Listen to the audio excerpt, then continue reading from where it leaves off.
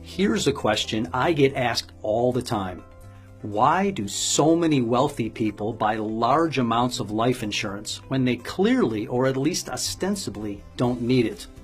The answer is simple. Wealthy people are usually pretty good at math. They've crunched the numbers and figured out that if they just make sure to hold on to their policy until they die, the rate of return on their premiums at death will be higher than any other safe, conservative investment they could make. In fact, it'll even beat many of their more risky investments without having to take the risk. To them, it's just another asset class. Let's face it, every investment advisor on the planet always recommends diversification. As we all know, that means not putting all your eggs in one basket. You might own some stocks, but not all one stock. And not just stocks, but some bonds too. Perhaps some real estate, precious metals, commodities, maybe even some cash. And if it's all done right, given enough time, theoretically, by diversifying, the returns should be steadier. And given enough time, all should be fine in the long run. But what if you die earlier than you plan to? No one expects that to happen, and we certainly don't like to think about it. But it happens to people every day. Time, then, is a key component to the success of any financial plan. Investments need time to grow.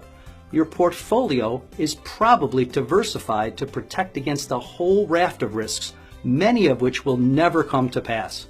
For example, some of us own gold as a hedge against a currency devaluation, which may or may not happen. But remember, death too is a risk to your portfolio and your plan for your family. But unlike the other risks, death is a certainty.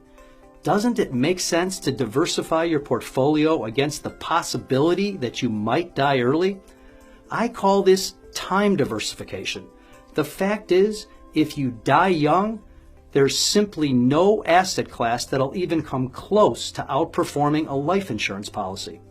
And if you die when you're supposed to, right around your life expectancy, the rate of return is still right around 6% after tax.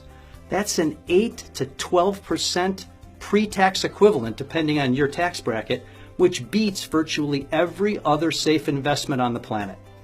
The best part is that unlike other types of financial instruments, life insurance doesn't need time to grow. For example, say you're age 55 and you buy a $1 million life insurance policy for, say, $10,000 a year. If you die next year, the $10,000 instantly turns into $1 million. Die in 3 years, $30,000 in premiums will have turned into $1 million tax-free. Die in 20 years, and you will have turned $200,000 in premiums into $1 million. In fact, it's almost impossible to fathom a scenario where you could live too long and turn it into a bad deal. So that begs the question, should you consider taking a small slice of your portfolio and diversifying into life insurance as an asset class? Now, that's up to you, but I know I did. Thanks for listening.